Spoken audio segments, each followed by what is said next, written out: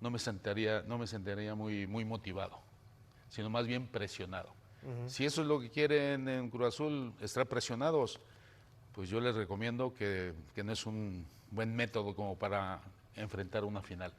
Hay que estar motivados, relajados, tranquilos y que reciban confianza de todo el mundo, de la afición, de los directivos, del presidente, de todo alrededor. Tiene que haber confianza, motivación, esperanza. Y del lado de Pumas ahora mismo, con esto que acabo de escuchar, pues entre la garra, el espíritu y la determinación que está teniendo Pumas, pues es el mejor momento para volver a ser campeón. Pero con la aclaración ahí se más, asume que pase lo que pase. no, la aclaración de que no va a salir No, de la no, institución. O sea, Joel Wiki es institucional. Estaba esperando y fue auxiliar de Vicente Sánchez. O sea, trae una inercia. No es que vaya a salir de la Yo institución. creo que la intención fue animar a Wiki, porque incluso Wiki no tiene la seguridad de que aún siendo campeón, dado el antecedente, por ejemplo, de Vicente Sánchez, y entendiendo que él fue una emergencia. O sea, Wiki es una emergencia, Wiki no es cabeza de proyecto. Lo que intenta Velázquez es como decirle, ahí está tu posibilidad de empezar un torneo como cabeza con todo el apoyo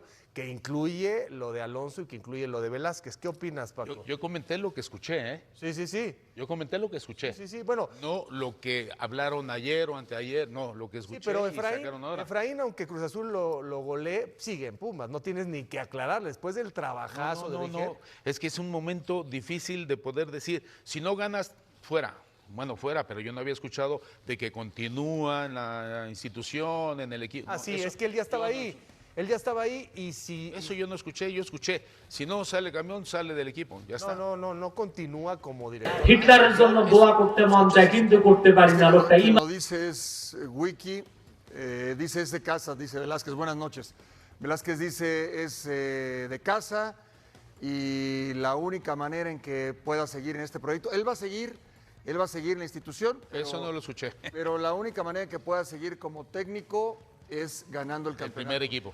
A ver, por lo menos ya no es como con Vicente Sánchez de que aunque gane, no se queda. Bueno, por lo menos ya a Wiki le dicen, es que si ganas, te vas a quedar. No es el ideal, pero por lo menos ya sabe Wiki qué le espera.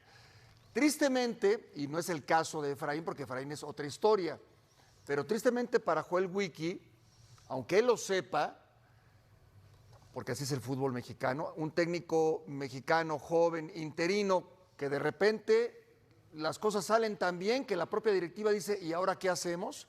Sabe que si no gana, pues se tiene que volver a formar, ¿no? Será el institucional, será el auxiliar del técnico que llegue, después quizás lo manden a otra categoría, después quizás vaya a un equipo de expansión y quizás después de muchos años lo llamen a un equipo de primera división, no necesariamente en Cruz Azul, pero las cartas están echadas. Él ya sabe ahora y los jugadores ya saben ahora que para que continúe tiene que quedar campeón. Enhorabuena. Wiki es un tipo de retos, lo conozco desde muy joven. A los 19 años le dieron la oportunidad en Pachuca. Como futbolista fue titular y campeón. Es decir, a él no le espanta este tipo de situaciones y conoce lo que es el medio. Bueno, pues hay que entrarle. Lo que es admirable. Hay que entrarle. Ya nos termino, Ricardo. En el caso de Efraín, gane o pierda, va a seguir y es un proyecto para mucho tiempo más, porque hoy veo en Efraín algo similar como director técnico a lo que hizo Hugo y lo que generó con la afición, con el equipo, porque ni el Tuca ni Memo Vázquez, aún siendo campeones, generaron eso, ¿sí? Con todo respeto. Hoy Efraín tiene eso, entonces él va a seguir, me parece, por mucho tiempo más. El caso de Guki es diferente. Yo lo que veo y de Velázquez, que sin que fuera su intención, pues por lo menos ya le habló con toda la honestidad a Wiki, le dice, pues presionado no, ganando sigues, no ganando, continúas en la institución donde te podamos colocar. Lo que es admirable de Cruz Azul, y lo decíamos, lo platicábamos en la tarde, es que no sé cuántos quedan, Mier, Piovi, Dita, Rotondi, del proyecto inicial. Charlie. ¿Quién más? Charlie, puede ser. Y luego llegan otros, se incorporan, y esté quien esté de técnico, porque fue con Anselmi, fue con Vicente, fue con Larcamón y ahora con Wiki. Ellos dan el 100%, no están esperando quién es la cabeza, si la mueven o no la quitan. El equipo se ha mantenido en una altura importante peleando títulos. Eso es admirable con diferentes técnicos. Y eso te habla de un equipo comprometido, esté quien esté de técnico. Y no en todos los equipos se da eso, ¿eh? No, por eso para mí es lo que termina por avalar. Claro, el proyecto de Alonso. ¿no? Porque tú revisas a Anselmi, fue subcampeón. Revisas a Vicente, fue campeón. Revisas al Arcamón, fue el mejor. Que no se nos olvide que el Arcamón deja a Cruz Azul como el mejor del año futbolístico. Llega Wiki y hace un buen trabajo y mete a Cruz Azul a la final. Tiene su mérito, ¿no?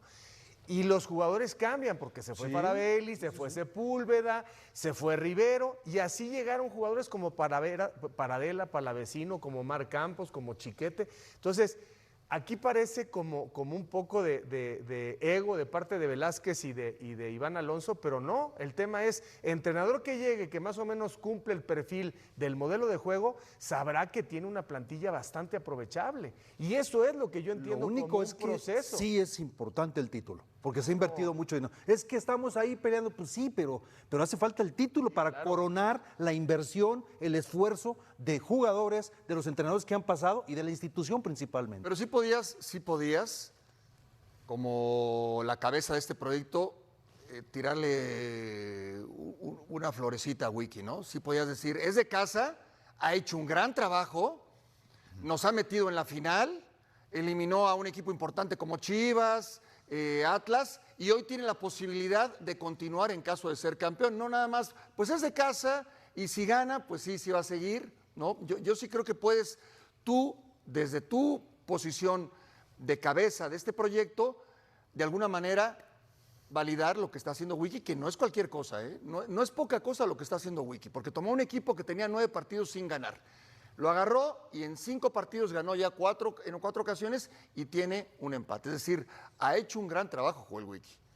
Y yo no vi al licenciado Velázquez validando esa situación. En el poco tiempo que lleva. Sí, claro. Porque lleva poco tiempo. Muy poco tiempo. Y resulta que si hablamos de inversiones entre Cruz Azul y Pumas, ¿podemos sacar la balanza?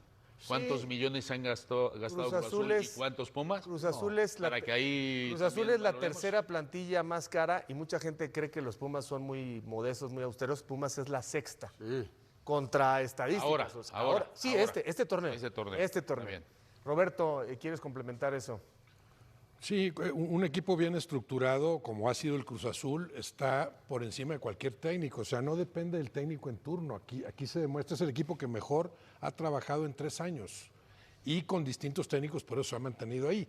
Por un lado, ha sido muy bueno lo de Wiki, pero por otro lado hay que considerar eso. Tienes un equipo muy hecho, un plantel muy bien estructurado. Es el perfil del técnico con el que han batallado desde que se fue Anselmi, por supuesto, pero también el perfil del futbolista. Es un plantel redondo, es el mejor plantel que ha tenido Cruz Azul, no sé en cuántos años. Y sí son casos muy distintos el de Wiki y el de Efraín Juárez. Efraín Juárez, por supuesto que ahorita le tienen que decir tú tranquilo en la final y te queremos tener 3 años más aquí, obviamente, porque lo avala otro tipo de trabajo y un trabajo más duradero además. Lo de Wiki es muy promisorio, pero todavía no podemos aquilatarlo como director técnico. Yo no sé por qué se anticipan con las evaluaciones, o sea, ¿va a seguir Wiki o no después de la final? Vamos a ver la final, cómo se juega, y ahí sí el Cruz Azul tendrá que sentarse y decir, a ver, qué tan bien lo hizo Wiki, qué tanto nos sirve como cabeza del siguiente proyecto. Yo no veo la prisa. Hasta ahora va muy bien, mucho mejor de lo que se hubiera supuesto, claro. Sí, y además hay varias cosas que se pueden, digamos, con el contexto general, valorar y poner en su justa dimensión. Yo no digo que Wiki no lo haya hecho muy bien, pero Wiki llega con un Cruz Azul que está entre los 3 primeros de la competencia. Efraín lo que hace es pasar por el tema de la tabla gracias a que fue el mejor todo el campeonato. Y además elimina, como ustedes quieran, a un América con los resabios del tricampeonato, un equipo que ya sabemos cómo compite, y luego elimina al Pachuca, que era el equipo que tenía mejor momento y que le pega 2 veces al Toluca, posición en la tabla. Cruz Azul y Wiki, sin menospreciar, eliminan al Atlas, el más débil de los integrantes del grupo de 8, y después, con lo que me quieran decir, le gana un Guadalajara mutilado. A un Guadalajara... Entonces sí estamos menospreciando lo que hace Wiki, Javier. No, al contrario, le estoy... te voy a decir por qué sí, por qué sí. Porque si ese Cruz Azul al que llegó Wiki estuviera embalado, tan poderoso, no se hubiera ido al Arcamón. Se va al Arcamón porque dentro dentro de la institución se dieron cuenta que no era tan fuerte como se suponía, que algo le faltaba y que no iba a llegar bien embalado y tan poderoso a la liguilla. Si no, no quitan al Es un Arcamón. supuesto, porque no está el Arcamón ahora. No quitan al por eso, Arcamón. pero no lo podemos saber porque no pasó. No, sí lo tenemos, Pero sí lo sabemos. llega Joel como bateador emergente y lo hace muy bien. Pero sí lo sabemos, porque si no, no se va No al estoy Arcamón. minimizando a Wiki, estoy más bien dándole Pero, todo Javier, el peso que está tiene bien, lo de pero Efraín. sí sabemos que el Arcamón no era tan fuerte porque si no, no se hubiera ido. Pero el Arcamón es el mejor El que del año más puntos futbolístico. ganó. Está bien. En los dos torneos. En 9 partidos no ganó uno. Está bien, está muy bien. Con el tema de la doble competencia, Cruz Azul se empezó a desajustar. Y con una pelota que no mete el Toro Fernández, seguramente el Arcamón hubiera continuado. Depende cómo veas las cosas. A ver, yo pregunto, no me quiero salir del tema, vamos a regresar a ese tema. El equipo que más mérito tiene en este torneo desde el inicio hasta el final, por mucho se llama Guadalajara. Chivas Rayadas del Guadalajara. Sí. Aunque le duela y le pese a quien le pese. Quiero ver si le quitas qué tiene que ver? Espérame. Si le quítale a Cruz Azul ahorita 5 jugadores, por favor. Quítale Pero bueno, a los Pumas Ricardo, 5 jugadores, por favor. Y quitaste a cinco quítale de al Cruz Toluca, que va a pelear las 10, y quítale a los Tigres, que van a pelear la CONCACAF. Y Chivas, sin 6 jugadores, porque falta un lesionado, le eliminó a Tigres y por nada, por un cabezazo que no se dio del centro delantero muchacho que entró, ¿cómo se llamaba? Aguayo, y hubiera pasado la gran final y estaremos hablando de otra cosa. Díganme a qué equipo le quitas 5 jugadores y te compite eliminando a Tigres y casi elimina al Cruz Azul. Bueno, a Cruz de acuerdo, Azul le pero estamos quitaste. hablando El de equipo del torneo se llama Chivas Rayadas de Cruz Azul le Guadalajara, aunque no quitaste- tenga el título. Le quitaste a Lira, Rodarte, Uno. No, bueno. el Toro Fernández entró el y a Ibáñez. No compares. O sea, el Toro jugó para acabar pronto. Pero en la conversación jugó? ahorita Guadalajara. Ya lo sé que no entra Guadalajara en la conversación, pero estamos hablando de los finalistas. Pero no, tenemos que recordar que un equipo le quitaron 5 jugadores más un lesionado. No estás hablando de la plantilla, estás hablando del 11 Por eso inicial. estoy diciendo todavía que Wiki le gana a un Guadalajara mutilado, mientras que Efraín despacha a un Pachuca que venía siendo el más caliente y le gana 2 veces al Toluca bicampeón. Y luego por la posición en la tabla bien ganada de Pumas. Bien ganada. Porque si Pumas no hubiera aspirado a ser el más puntual, no hubiera pasado. Pero de eso se trata el premio para el líder de la competencia. Javier, entonces vamos a hablar quién es el equipo que durante el torneo regular hizo de menos a más una regularidad ascendente Sí. y que terminó en primer lugar antes de la liguilla. ¿Quién fue el equipo Pumas. que mostró eso? Entonces, ¿por qué desmeritamos de que esté en primer lugar? ¿Quién está demeritando que esté en primer Sí, lugar? es que No. aunque Pumas esté en primer lugar, ha sacado, no sé, es que resulta que ahora en la liguilla Chivas no tiene 5 jugadores, otros equipos no tienen 3, Toluca, bueno, los que quedaron eliminados, pero resulta que la labor de Pumas que ha hecho por quedar en primer lugar de la clasificación, eso es la ventaja que está teniendo en la Claro, liguilla. es lo que dije. ¿Quién planificó muy bien todo eso? Pues Pumas. Por eso tiene la final en casa. Es el premio. Por eso ¿no? y Es lo por que otra- dije. y por otras razones. Por eso digo que no se vale comparar en este momento el trabajo integral de punta a punta de Efraín, Todo el que torneo. es muy superior a lo que ha hecho Joel, que no quiere decir que no tenga su valor, pero encontró ya una inercia como en su momento Vicente aprovecha lo de Anselmi y Larcamón aprovecha lo de Vicente. Esto es una constante en Cruz No, Azul. pero además a un director técnico no lo mides en 5 partidos. Ha sido muy bueno lo de Wiki. Claro, ahí dices, hay que darle seguimiento y veremos si tienes la capacidad para evolucionar como director técnico. Efraín Juárez tiene una carrera mucho más sólida. Yo Lo de sigo, Wiki ha yo sido sigo muy preguntando bueno, qué inercia pero tú no puedes- tomó Wiki. No ¿De puedes quién? decir repites o no repites por 5 partidos. Pero que han ¿qué sido inercia muy tomó buenos Wiki? de Wiki. ¿Qué inercia tomó Wiki? Sí. La de tomar un compuso equipo algunas cosas ahí. ¿Cuál? tercer lugar general. No. La de un equipo que en 9 partidos no ganó uno. Sí, pero tampoco los perdía. Pero entonces, ¿por qué quitaron al Bueno, Arcamón? por ciertas cosas que tienen que ver Es que sí con les- lo sí que le detecta estamos la dirección quitando- deportiva. Yo No, creo que, no. yo creo que Wiki ha hecho un gran trabajo Yo que no se está. Pero incomparable con el de Efraín. Como director técnico, les digo por experiencia, es que si Larcamón no estaba haciendo buena labor en 9 partidos que no se ganó, resulta que por eso hicieron el cambio. Claro. Cuando viene el Wiki, y Wiki, por su personalidad, por su convencimiento, por su honestidad, por lo que tú quieras como director técnico, convenció a los jugadores y han mostrado imagen completamente distinta a la de Larcamón. ¿Qué es lo que está pasando? Que los jugadores, bueno, muestran poca profesionalidad porque no es el entrenador que te caiga mal o que no te guste su sistema de trabajo, sino si te cae mal es como el profesor. Tú vas a aprender por matemáticas, no porque el profesor sea un estúpido, no vas a aprender matemáticas. Pero no ¿me fue, explico? perdón, no es completamente distinto. Antes de los 9 partidos que no ganó Cruz Azul, Larcamón en 15 partidos no perdió y era el líder de la competencia. O sea, hay que ver ¿Y toda por qué la lo echaron, película. Javier? ¿Por qué lo echaron? Bueno, porque seguramente se dieron algunas cosas que tienen que ver con Para empezar, Por la cuestión de ver al la equipo, declaración los del jugadores. estadio, la declaración Los jugadores, por eso, el pues. equipo no funcionaba, no el marchaba. equipo sí funcionaba. No, sí El Cruz Azul funcionaba. No va a funcionar sin ganar 9 partidos. No, sí, pero también estuvo la doble competencia de la CONCACAF, donde también, cayó Toluca, cayó Tigres, cayó Monterrey, cayó América. Ahí Cruz Azul da un bajón en la liga también. Pues hay que preguntarle entonces al presidente, a los directivos de Cruz Azul, ¿por qué quitaron a Vicente Porque Sánchez? porque el Arcamón declaró, entre otras cosas, que necesitaba el Estadio Azteca, que qué bueno que se habían tardado de estar jugando en Puebla, entre otras cosas. Quizás ya estaba abriendo el paraguas. No, Se bueno, había no sé, desgastado la relación, por eso al técnico hay que medirlo en más tiempo y las trayectorias de los técnicos con más equipos, con diferentes planteles. Aquí tampoco podríamos soslayar el mérito del Arcamón para que el Cruz Azul esté en la final. Me van a decir que el Arcamón no hizo nada para que Cruz Azul esté donde está ahorita. claro. Con todo lo bueno que ha hecho Wiki en 5 partidos. trajo jugadores, Extraordinario Wiki. hizo un ¿Arcamón gran no tiene nada plantel. que ver con esa Sí, final? pero más Wiki.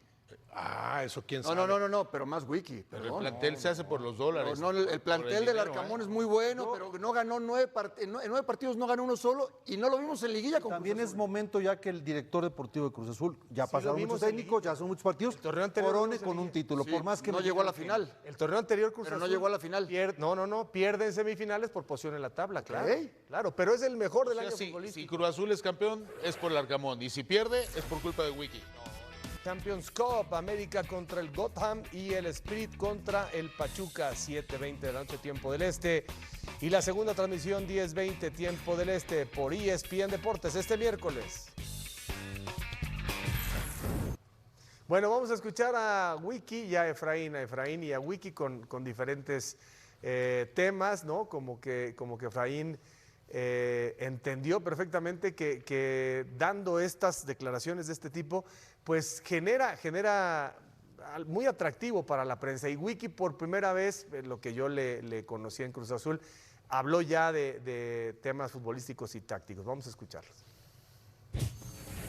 Parte de la estrategia de nosotros, veíamos los partidos anteriores que jugamos contra Guadalajara, en donde con nuestra línea de 5, al tener 2 medias puntas, nosotros casi referenciados con nuestros centrales, stopper izquierda y derecha, lo que ellos intentaban hacer es sacarnos a nuestros centrales hacia afuera con Efraín o Sandoval hacia afuera, o estaba, no me acuerdo el otro nombre. Pero lo que intentamos es que nuestros centrales no salieran hacia los costados, sino nuestros contenciones lo tomaran. Y que al ellos cambiar la estructura, y no con 2 9, sino con un punta, quedamos un 2 contra 1 en la última línea. Entonces, creo que funcionó. Fue un gran trabajo de la primera línea de presión, que fue Rodo, fue José y fue Cristian. Ellos hacían una buena presión con la línea de 3. Charlie, solo como contención, como un media punta, dividiendo a Gobea y a Oso. Él, a la hora de hacer la presión hacia izquierda, José hacía un recorrido hacia adentro y quedamos un 2 contra 2 en nuestras contenciones y libre Dita o Gonzalo. Fue parte de la estrategia, analizando un poco lo que mostraba Chivas. Creo que eso fue lo que hicimos y funcionó bastante bien. No tengo ni idea qué va a pasar mañana, solo por hoy. Después veremos, no tengo ni idea. Imagínate si me estoy preocupando por lo que va a venir mañana. Hoy escuchaba, porque tuvimos una misa en la mañana, normalmente llamamos un padre, y parte del Evangelio, al final decía, Jesús hablando con sus apóstoles, decía, saber que estoy aquí todos los días hasta el final de los tiempos. Así vamos todos los días nosotros, creyendo en lo que hacemos en el trabajo y luego en el de arriba. Después, no tengo ni idea qué vaya a pasar. Bueno, ahí están las declaraciones de ambos. Yo sí quisiera decir que Efraín no lo va a decir, pero Efraín cambió y cambió para bien. Entendió que había actitudes que no representaban a la universidad. No tiene nada que ver con lo futbolístico, tiene que ver con esta cara pública y fue además siendo mucho más disciplinado dentro y fuera del campo y logró realmente que la atención estuviera sobre él y no sobre los jugadores y conforme avanzó la temporada los Pumas pusieron el foco en lo que debían. Estas declaraciones pueden gustar, no pueden gustar, pero siempre le dan a la prensa déjame decirte algo, los que vimos el partido, nos dimos cuenta que Pumas jugó con una línea de 3, no era línea de 4, porque López se cerraba y bajaba Antuna, y por el otro lado bajaba Angulo y Duarte.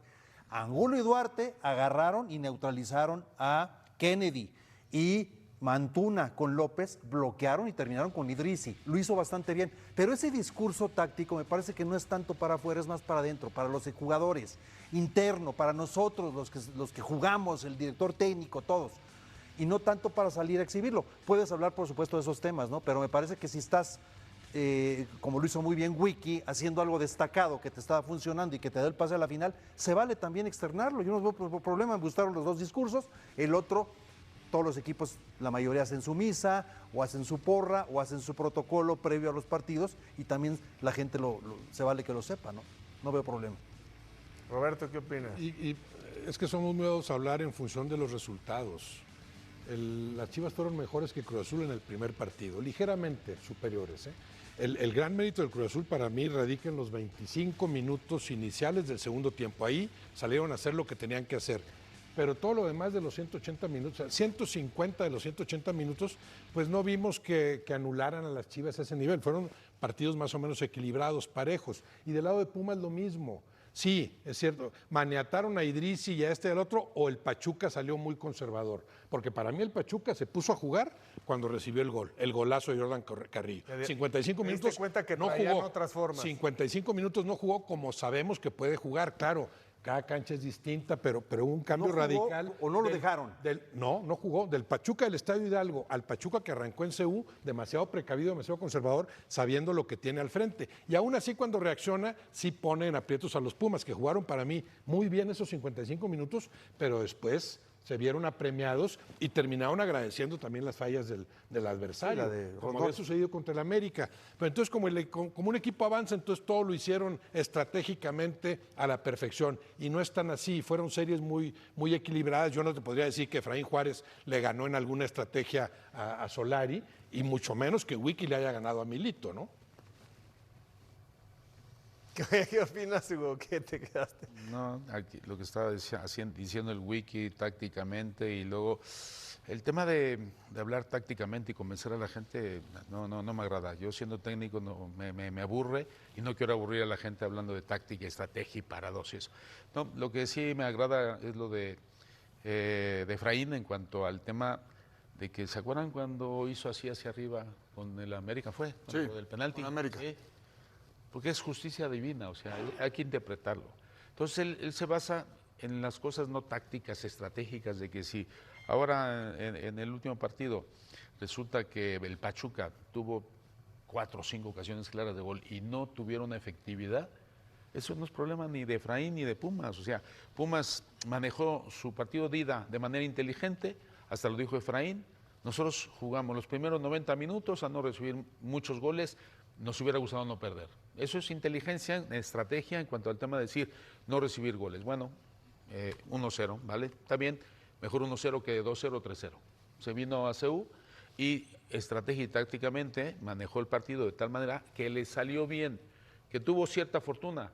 Esa fortuna es de los campeones. Y tal, como ven caminado Como cuando Pumas, Henry la puso en el poste del campeón. Justo la suerte del campeón. Y Pumas ahora mismo tiene esa sinergia de buena vibra. Y va a salir campeón Pumas. ¿Por qué? Porque del otro lado noto que hay nerviosismo, hay preocupación, hay presión. Wiki, recuerda, si no sales campeón...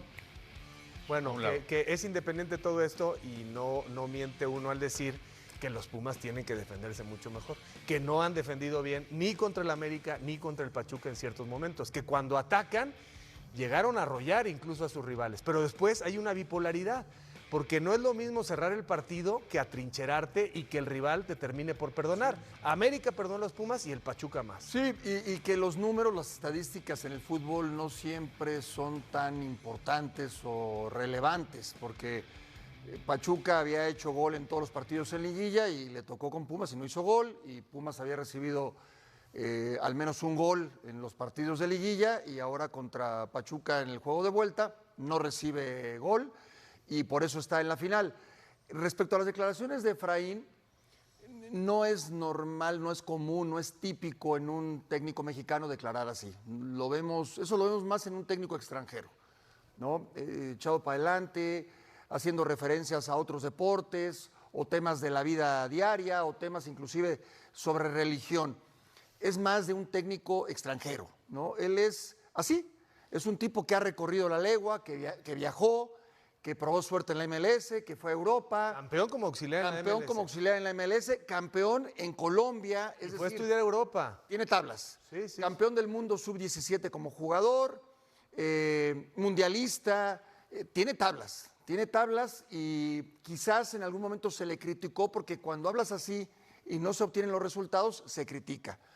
Bueno, hoy es líder, hoy tiene a Pumas en la final, cierran en casa, pues todo lo que diga se le va a aplaudir. Todo lo que diga se le va a aplaudir, pero sobre todo se ve que sus jugadores, se ve que el vestuario, que el vestidor le cree. Y la afición. Y lo Paco, sigue, y la afición. ¿Es favorito Pumas, Paco? Sí, para mí sí. ¿Para ti, Hugo? Sí. Cruz Azul. La veo muy pareja, sí veo más Por fútbol, argumentos en Cruz Azul. Si hablas Sí. de potencia futbolística. Sí, y momento futbolístico también. Llegan muy motivados los Pumas por las series tan complicadas que tuvieron, pero en el Cruz Azul veo más empaque, más solvencia individual y colectiva. Lo que va a ser muy importante es la postura de Pumas, porque es cierto que tanto ante América como ante Pachuca sale un poco conservador, sabiendo que con el empate avanzo.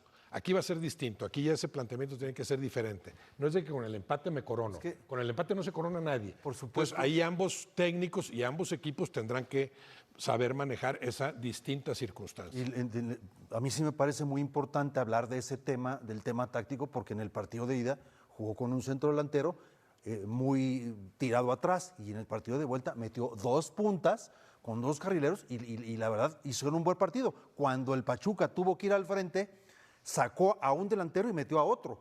Sí, y no dejó a los dos. Lo que pasa es que Pumas, ¿y a quién ven como favorito ustedes, Javier, Ricardo? Es que, a ver, espera. Muy parejo. Primero la banca de Pumas, hay que decir, cuando se le cayó Alan, cuando se va Rubalcaba, cuando Macías lo operan, cuando se va Caicedo, ahora la salida del Memote, o sea, cuando Efraín metió a Rivas y a Trigos que no habían tenido actividad, ahí te das cuenta que Pumas está con lo justo. Para irte a y también Cruz Azul. No, también Cruz Azul, pero Cruz Azul tiene, por ejemplo, a Montaño, a Luca Romero, y ahora puede ser que juegue Nico Ibáñez, porque parece que está disponible, y el Chiquete ya está. Yo creo que, me parece muy cerrada, yo daría a Pumas ligeramente favorito por cerrar en casa.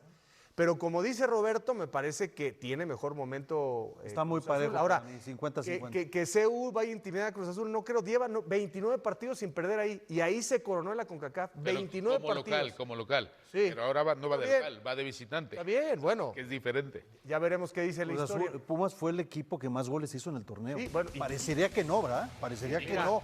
Y fue la mejor ofensiva. Para la ida. Tercera mejor defensiva. Para la ida. Líder del campeonato, el que más puntos hizo. Sí, y más goles y mejor defensiva. Pero la tecnología dice aquí que la probabilidad de ganar la ida en el Estadio Ciudad de los Deportes está para Cruz Azul 56%, el empate 23% y Pumas 21%. Es la tercera final en la historia. 78-79 la ganó Cruz Azul, 80-81 la ganó el equipo de Pumas. Esta tecnología lo manejan los del VAR. When it opens. So we require a large surface area up here for those pedals to actually move out of the building and park here until we're ready to close it. Take advantage of this amazing view. Yeah, everyone wants to come up here for that view.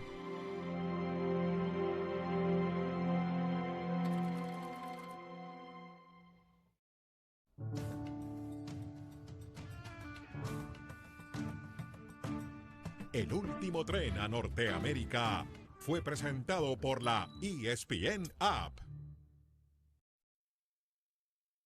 Neymar Junior Santos.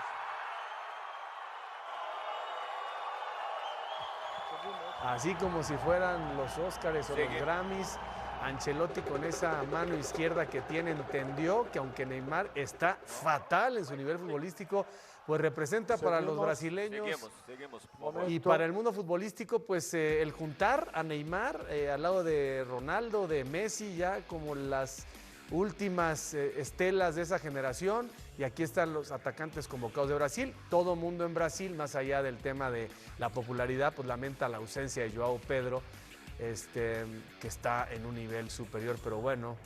Y ahí está Vinicius, y Mateus Cunha, y Rafinha, y Martinelli, y Luis Enrique, en fin. Polémica la inclusión de Neymar. Y son pocos los que ponen a Brasil dentro de los 5 favoritos. Hablan mucho de Francia, España, Argentina, Portugal, Inglaterra, y pocos realmente ponen a Brasil, que tendría que estar nomás por historia, ¿no? Y por la capacidad que ha tenido para ganar títulos. ¿O no piensan igual? Lo de Neymar no lo había convocado Ancelotti, estaba fuera de forma. Sí, Ancelotti es políticamente correcto, pero deja fuera al jugador del Chelsea, a Joao Pedro, que está en mejor momento que Neymar. Esa es la verdad de las cosas. Bueno. Y es cómo están jugando, pero cómo pueden jugar también. Yo sí entiendo lo de Neymar, sabiendo lo que llegó a jugar, aunque difícilmente lo recupere. Pero aquí están los que mejor juegan, pero aquí hay uno que creo que puede dar un salto de calidad o puede retomar algo de lo que llegó a hacer. Me parece bien, pero son 26. Lleva no una, lo está metiendo entre los 11. Una cadena de acontecimientos y comportamientos que han hecho una espiral descendente a su nivel cada vez más, ¿no? En Santos hay una imagen donde le tiran la pelota a la banda y prácticamente se tropieza consigo mismo. Vamos a escuchar a Joao Pedro, lo que decía en mayo. Bueno, vamos a leer lo que decía Joao Pedro. Así como Messi lo es para Argentina, Neymar lo es para Brasil. Neymar es mi ídolo y él de casi todos los que están en la selección. Espero que él pueda estar en la Copa, nomás que Joao Pedro, si hubiera sabido que era en su lugar. Oye, pero Messi va a jugar su sexto mundial, ¿no? Sí. Cristiano va a jugar su sexto mundial. Sí. ¿Y Neymar cuántos mundiales lleva? No, el cuarto. Sería el cuarto. No es lo mismo. No, bueno, no es es lo mismo. Pero por cierto, en las estampitas. Es un paraguas en las estampitas no está en el álbum Neymar, o sea, no lo mandaron a hacer y ahora pues va a ser una de las. Ancelotti, mano derecha, mano izquierda. Sí. Y sin tener un sexto mundial, qué maravilloso es poder tener a Memo Ochoa junto con Cristiano Ronaldo y Messi. Y ahora con Neymar. Pero Neymar no tiene 6 mundiales, Si juntas a los de 5 y a los de 4 mundiales, estamos por arriba de Alemania, ¿eh? O sea, si juntas los de 6 y 5, México es top 3 en la historia de los mundiales. Rafa, Guardado. Y yo pude jugar 6 mundiales también, ¿no?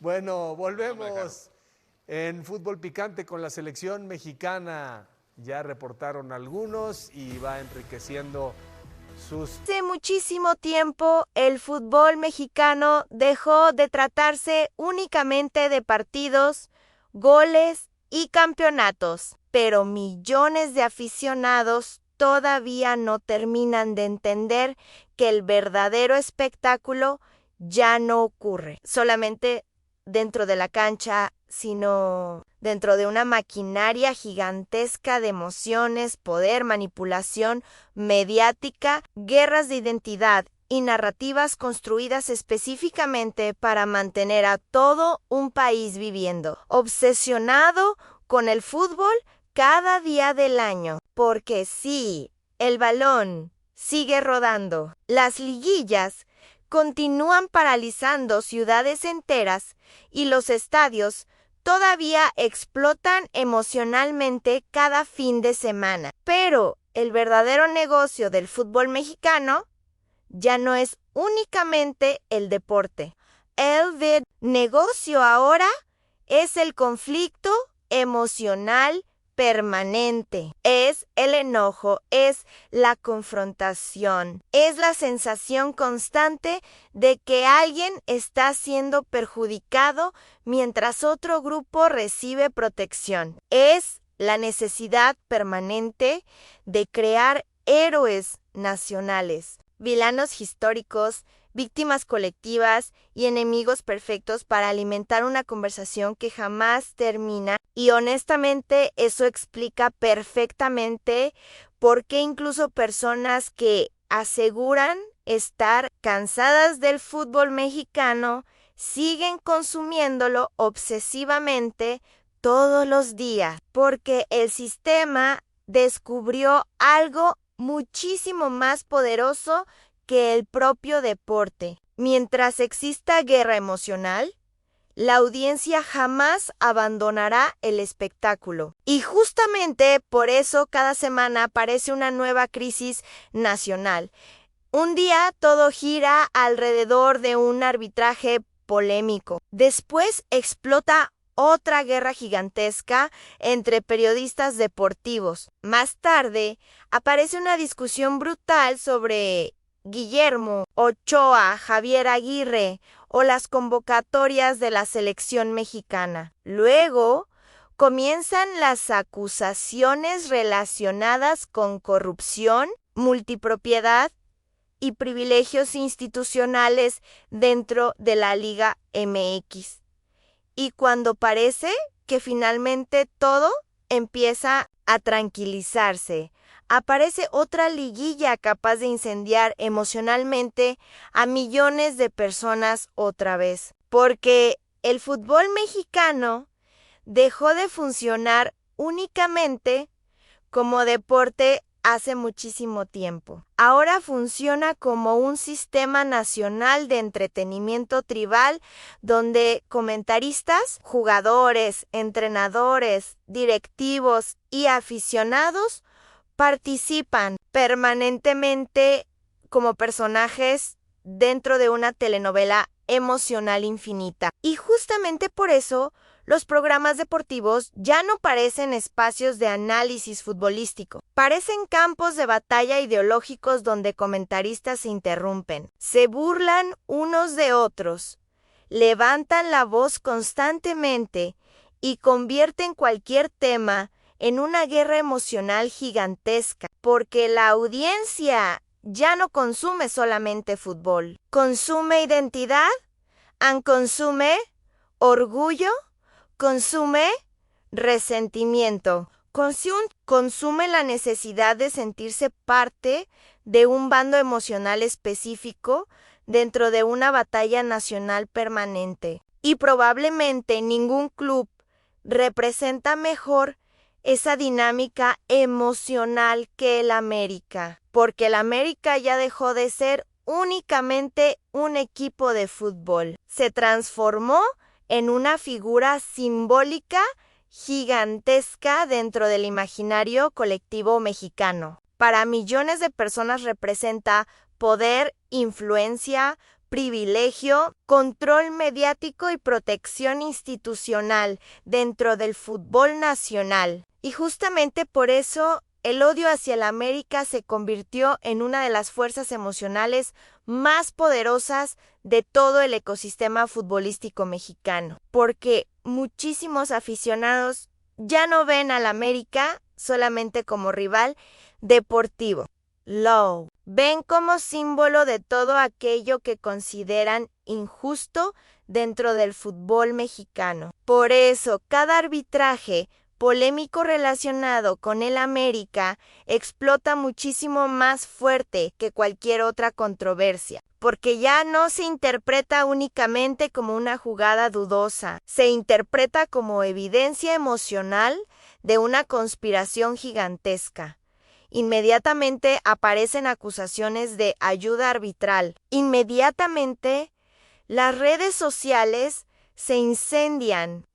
Los programas deportivos comienzan a hablar sobre miedo institucional, corrupción y protección hacia el club más poderoso del país. Y honestamente eso es fascinante porque demuestra algo importantísimo. En el fútbol mexicano moderno, los relatos emocionales ya pesan muchísimo más que los hechos. Incluso cuando existen reglamentos, explicaciones oficiales o pruebas concretas, millones de personas siguen creyendo exactamente lo que emocionalmente necesitan creer, porque el aficionado moderno ya no busca solamente información, busca validación emocional para la narrativa que ya construyó previamente dentro de su cabeza. Y justamente ahí aparece una de las frases más importantes para entender completamente el estado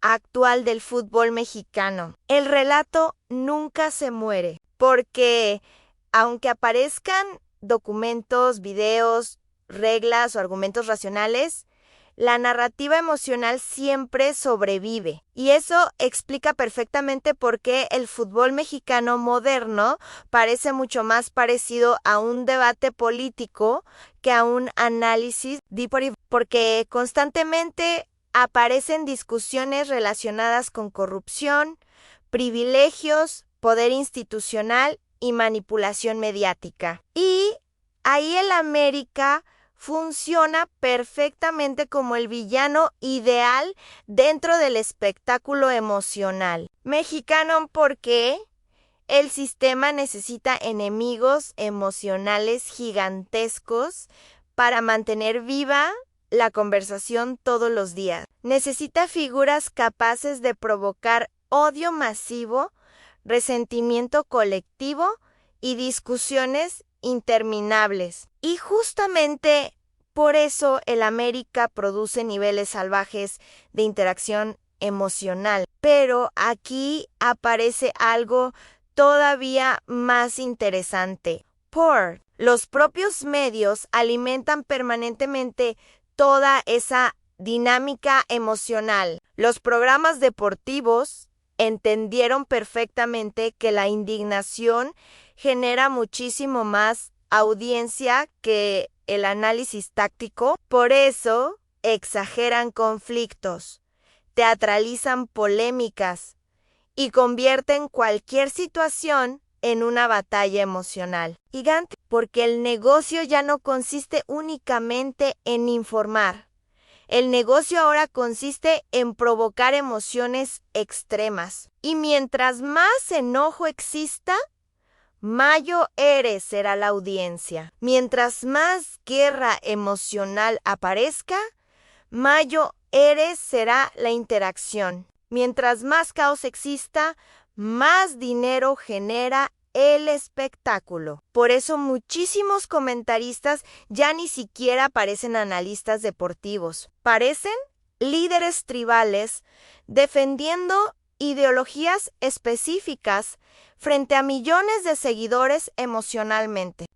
Y justamente ahí aparece otra figura gigantesca dentro del caos emocional mexicano. Guillermo Ochoa, porque probablemente ningún futbolista representa mejor la guerra entre generaciones que actualmente vive la selección mexicana. Por un lado, existe una enorme cantidad de aficionados que todavía lo ven como símbolo histórico, leyenda nacional y uno de los jugadores más importantes en la historia reciente del fútbol mexicano. Y honestamente tienen argumentos muy fuertes. Las actuaciones de Ochoa en Copas del Mundo forman parte de la memoria colectiva del país. Hay generaciones enteras que crecieron viendo sus atajadas imposibles y asociando su imagen con algunos de los momentos más emocionantes de la selección mexicana. Pero del otro lado aparece una generación completamente cansada de verlo, todavía como protagonista principal dentro del proyecto nacional, y honestamente esa postura también tiene argumentos sólidos, porque el fútbol moderno cambió muchísimo. Hoy los porteros ya no solamente deben atajar, ahora necesitan jugar con los pies, interpretar espacios defensivos, participar dentro de la construcción ofensiva y convertirse prácticamente en defensores adicionales durante la salida de balón. Y justamente ahí aparecen las críticas más fuertes contra Ochoa. Muchísimos aficionados sienten que los jóvenes ofrecen herramientas muchísimo más modernas para competir internacionalmente. Por eso nombres como Raúl Rangel, Carlos Acevedo o Alex Padilla generan tantísima expectativa, representan renovación, representan futuro, representan esperanza de cambio dentro de una selección mexicana que muchísima gente considera estancada desde hace años, pero al mismo tiempo existe otra realidad imposible de ignorar. Defender el Arco de México implica presión psicológica. Cada error se convierte inmediatamente en tendencia nacional. Cada gol recibido provoca discusiones interminables. Cada convocatoria genera guerras brutales entre periodistas, exfutbolistas y aficionados. Y pocos jugadores entienden esa presión emocional como Guillermo Ochoa, por eso Javier Aguirre enfrenta una situación extremadamente complicada rumbo al Mundial, porque cualquier decisión provocará polémica inmediata. Si apuesta por juventud, dirán que arriesga demasiado. Si mantiene a Ochoa, lo acusarán de bloquear nuevas generaciones. Y justamente eso resume perfectamente el estado actual del fútbol mexicano. En absolutamente todo divide opiniones. Todo genera conflicto, discusiones emocionales gigantescas. Y honestamente eso también demuestra el tamaño emocional que sigue teniendo este deporte dentro del país, porque aunque muchísima gente critique constantemente a la Liga MX, a la Federación o a ciertos futbolistas, al final millones de personas continúan viviendo el fútbol obsesivamente todos los días. Y probablemente ahí está la verdadera fuerza del fútbol mexicano. Puede ser caótico, puede ser frustrante, puede ser desesperante, pero jamás deja de importar. Siempre encuentra nuevas historias capaces de atrapar emocionalmente a millones de aficionados. Y justamente ahora existen demasiadas historias explotando al mismo tiempo, porque mientras la selección mexicana vive una guerra generacional alrededor de Ochoa y los jóvenes porteros, también siguen apareciendo conflictos relacionados con árbitros, reglamentos y credibilidad institucional, y honestamente esa parte podría terminar siendo todavía más peligrosa que cualquier crisis deportiva, porque cuando el aficionado deja de creer en la imparcialidad del sistema, todo comienza a convertirse en sospecha permanente. Cada arbitraje polémico se transforma automáticamente en conspiración. Cada sanción disciplinaria se interpreta como manipulación política. Cada resolución oficial genera más desconfianza que tranquilidad, y eso destruye lentamente la legitimidad emocional del campeonato. Pero aquí aparece la contradicción más brutal de todas, porque incluso mientras millones de personas aseguran que el fútbol mexicano está manipulado, siguen consumiéndolo compulsivamente todos los días. Siguen viendo partidos, siguen discutiendo en redes sociales, siguen peleando emocionalmente por sus equipos favoritos. Y justamente eso demuestra que el sistema entendió perfectamente cómo funciona la psicología del entretenimiento moderno, porque el objetivo ya no es generar tranquilidad. El objetivo ahora es generar adicción emocional, y la indignación funciona perfectamente para eso. El enojo mantiene conectada a la audiencia muchísimo más tiempo que la felicidad. Por eso las polémicas jamás terminan realmente